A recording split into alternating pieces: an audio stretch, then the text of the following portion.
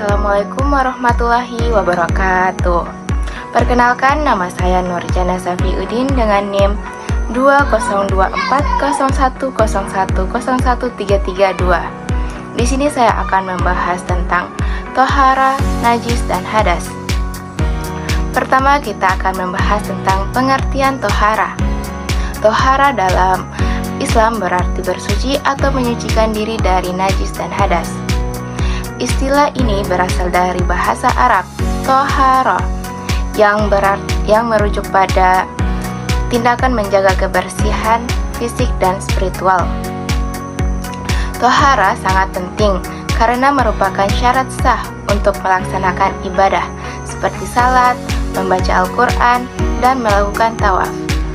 Dalam konteks ini, tohara mencakup dua aspek utama, yaitu yang pertama tohara dari hadas, baik hadas kecil maupun hadas besar, dan tohara dari najis, yaitu kotoran atau benda yang dianggap najis.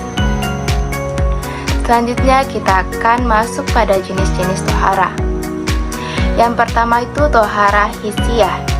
Ini adalah bentuk tohara yang berkaitan dengan kebersihan fisik. Dan yang kedua yaitu tohara ma'nawiyah. Ini adalah bentuk tohara yang berkaitan dengan kebersihan batin dan spiritual. Selanjutnya kita akan membahas tentang pengertian najis.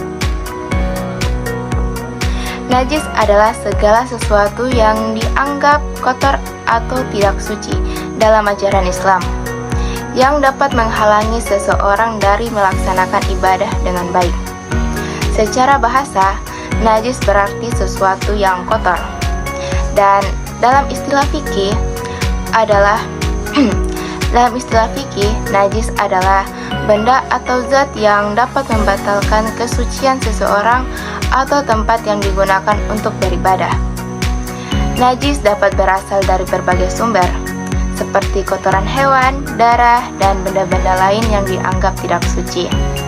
Lalu kita akan membahas tentang klasifikasi najis. Yang pertama yaitu najis mukhaffafah, yaitu najis yang ringan, seperti air kencing bayi anak laki-laki yang belum makan makanan selain ASI. Pembersihannya cukup dengan membersihkan air pada tempat yang terkena najis tersebut. Lalu yang kedua, najis mutawasitah, yaitu najis sedang, yang mencakup berbagai jenis najis lainnya, seperti darah dan kotoran hewan. Pembersihannya memerlukan penghilangan najis ainiyah atau wujud najis terlebih dahulu, kemudian dibersihkan dengan air. Dan yang ketiga yaitu najis khalizah atau najis berat, seperti bangkai hewan yang tidak halal, anjing dan babi. Pembersihannya lebih ketat, yaitu dengan membasuh tempat yang terkena najis sebanyak 7 kali. Salah satunya dicampur dengan debu. Lalu kita akan membahas tentang pengertian hadas. Hadas adalah keadaan tidak suci pada diri seorang muslim yang menghalangi pelaksanaan ibadah tertentu, seperti salat, tawaf, dan menyentuh Al-Quran.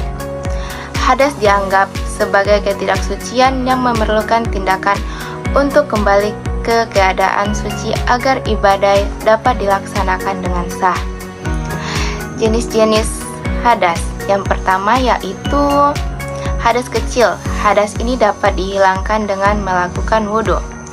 Dan yang kedua yaitu hadas besar.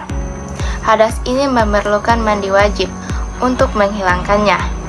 Jadi pada kesimpulannya yaitu tohara, najis, dan hadas adalah 3 konsep inti dalam ajaran Islam yang saling terkait dan sangat penting dalam kehidupan seorang muslim. Pentingnya ini terletak pada pengaruhnya terhadap pelaksanaan ibadah, kebersihan, serta kesadaran spiritual umat muslim.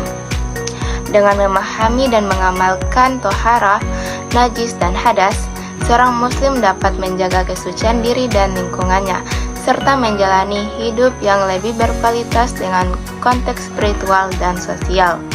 Jadi itu saja pembahasan pada materi ini, lebih dan kurangnya mohon dimaafkan. Saya tutup dengan ucapan wassalamualaikum warahmatullahi wabarakatuh.